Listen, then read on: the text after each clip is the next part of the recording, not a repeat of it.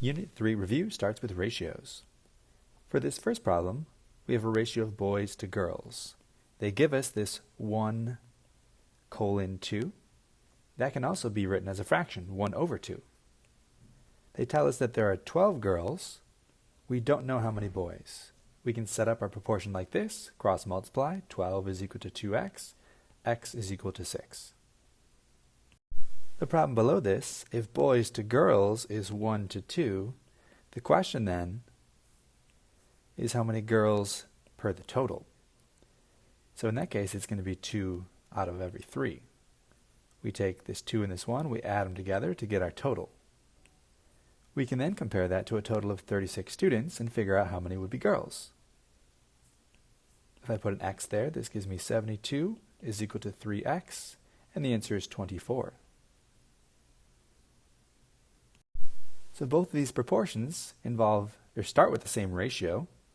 In the top one, we already have the girls, so we can compare that to the boys. In this one, we only have the total, so we have to create a new ratio, girls out of total. Similar problem, singers to dancers is 5:6. If there's 30 singers, then there's going to be 180 is equal to 5x, or 36 dancers.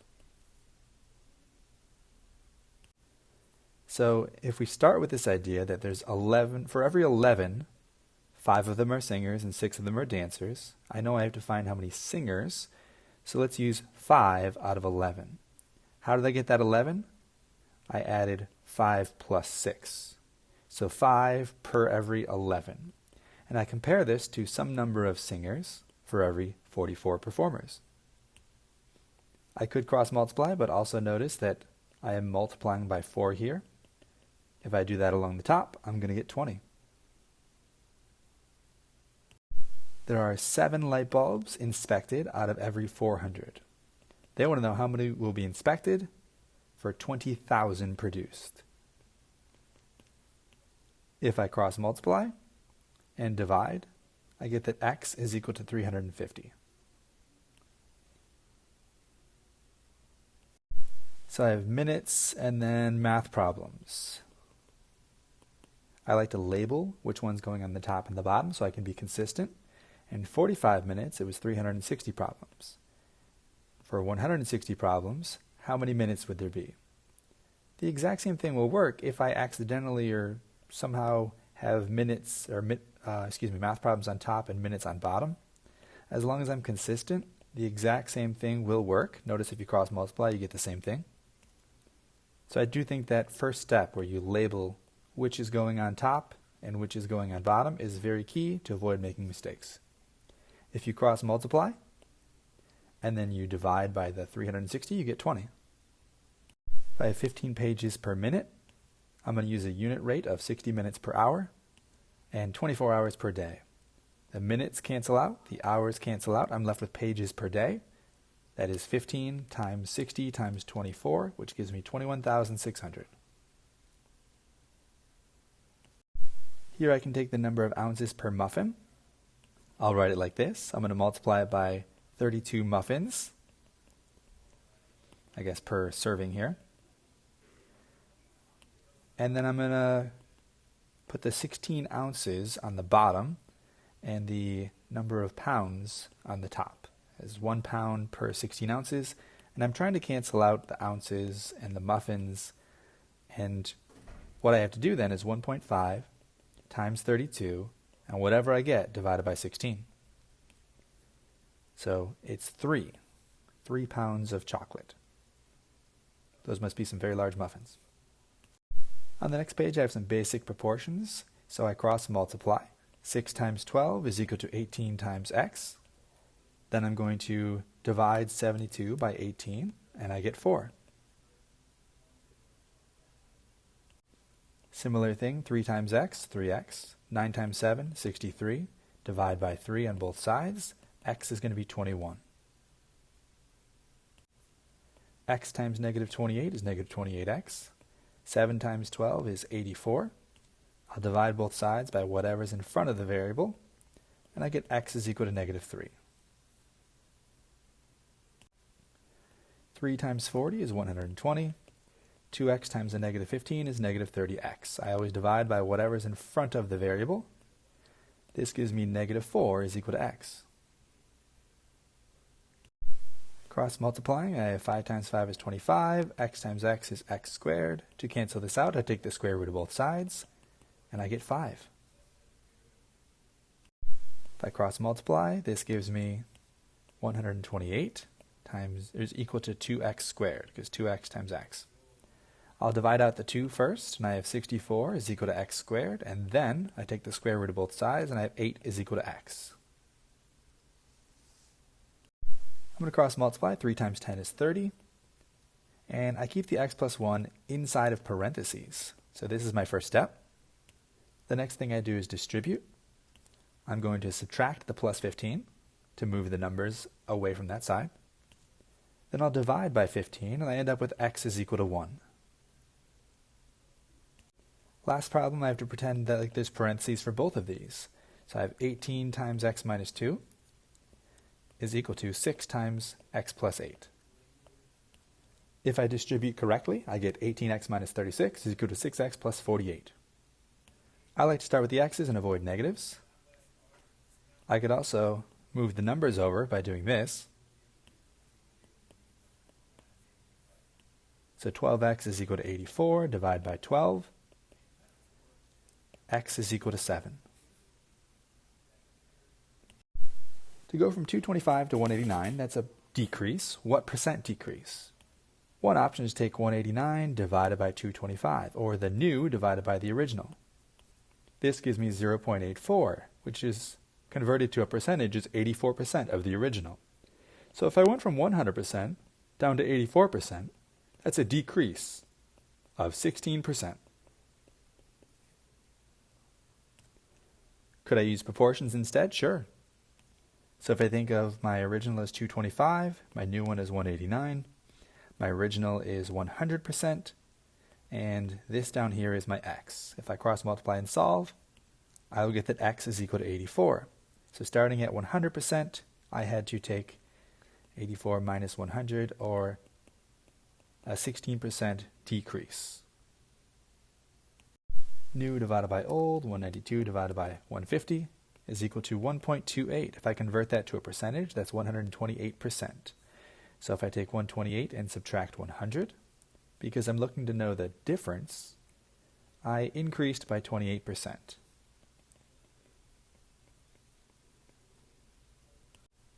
Let's use a proportion here. 15 out of 100, that's a percent. And then 9 over x, because of what is your clue that the fraction bar goes there, and we're going to put an x on the bottom. If I cross multiply, 9 times 100, 15 times x. If I divide both sides by 15, the answer is 60. 15% of 60 is 9. 13 over 52 is equal to x over 100. If I cross multiply and solve, I get that x is equal to 25.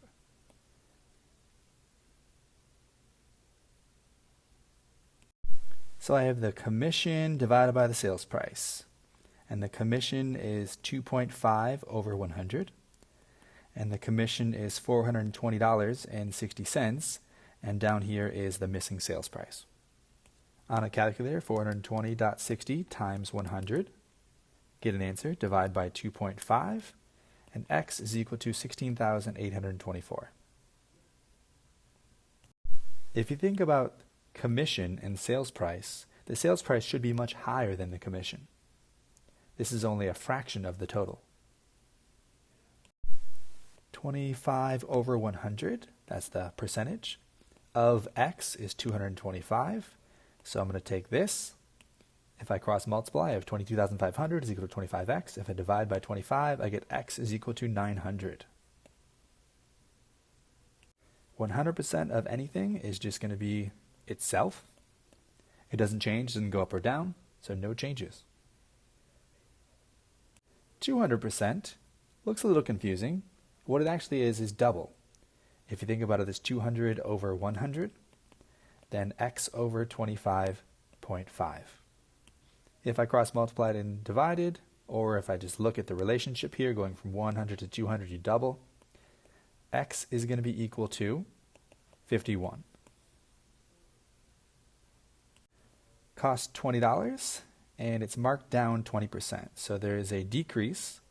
And if I look at that as 100 minus 20 all over 100 and convert that to a decimal, that's like multiplying by 0.8. If I do that, I get 16, which is the new price.